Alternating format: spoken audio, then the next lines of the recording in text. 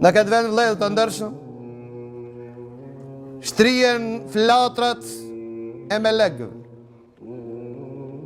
Dëgjoni këtë hadith të bukur të pejgamberit Allahut. Transmeton Zeid ibn Thabit al-Ansariu radhiyallahu an, thot pejgamberi sallallahu alaihi wasallam në një hadith: Ya tuba lish-Sham, ya tuba lish-Sham, ya tuba lish-Sham. Lumi ai që është në Sham. Pejgamberi Allahu thot: jetë të këndshme, jetë të rahatshme, kënaqësia që e përjetojnë, do të përjetojnë ata që Sham. Thot Zeid ibn Thabit, i thash ja Rasul Allah, wa bima dhak, ta pse vetëm ata që jetojnë në Sham? Ta pejgamberi Allahu, tilkel melaiketullah basitu ajnihataha ala Sham.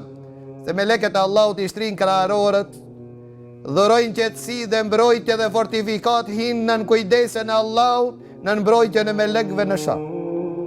Epicendra e Shamit, zemra e Shamit Akuc. Zemra e Shamit Akuc. Nëse Kuci nuk funksionon, Shami s'ka mundësi të gjallërohet. Pra do lejo të ndërsh, Allahu Azza wa Jall këtë vend e ruan me melekë. Para transmeton Abdullah ibn Hawala radhiyallahu an, dhe i thash ja Rasul Allah, nëse vdes ti, mos zgjedh një vend që të jetoj unë në ta. Nëse je gjallë, nuk shmangem ti, do jetoj ku jetojsh ti. Pran por, nëse vdes ti, tha ma prefero një vend të jetoj në ta. Ta pejgamberi sallallahu alaihi wasallam, ta alejke bi Sham, ta shkoj jeton në Sham. Ta Abdullah ibn Hawale, kur më pase se pëlqej të jetoj në Sham,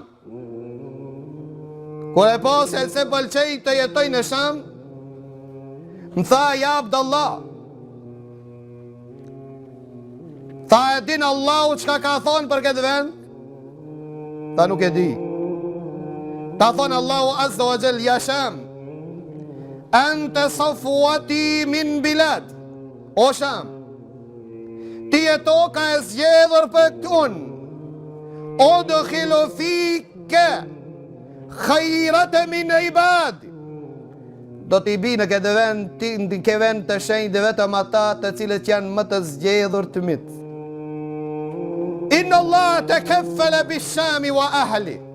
Se bani deri i Shamit. Tha se Allahu ka garantu për Shamit dhe banor të Shamit. Kale Rabia, çfarë mendoni nëse Allahu Azza wa Jall garanton për këtë vend? A bash mendoni se Allahu Azza wa Jall do ta lënë pas dore? Asesi.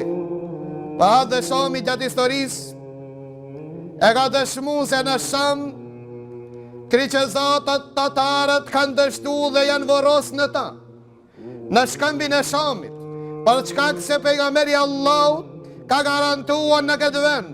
Në këtë vend shtrihen krahët e melekëve. Në këtë vend, për këtë vend është lut pejgamberi sallallahu alaihi wasallam, derisa kur e tregoi një hadith pejgamberi Allahu tha do të formohen 3 ushtri.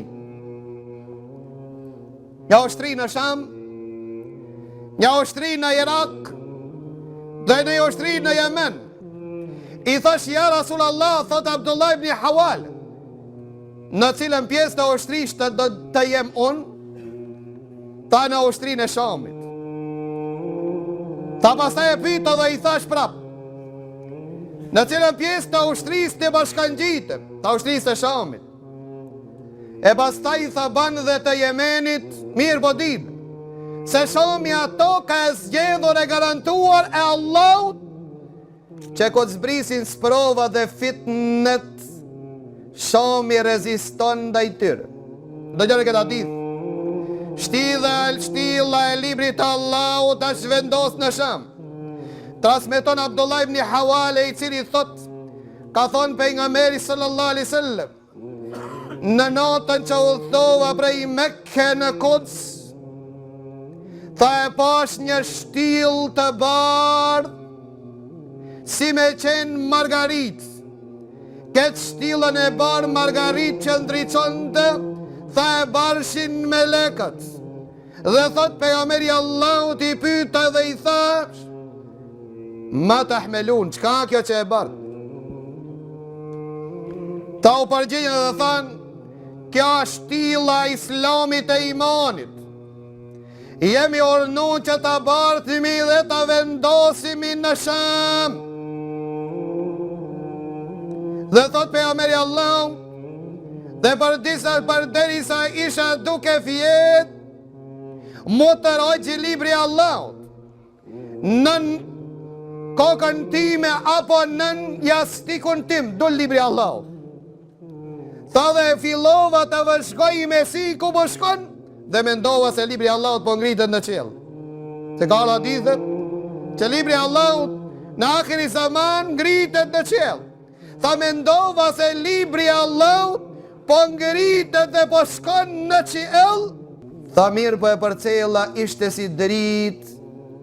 Tha unë ngrit lart e pastaj zbriti dhe zbriti e pa që kjo dritë zbriti dhe u vendos në Sham.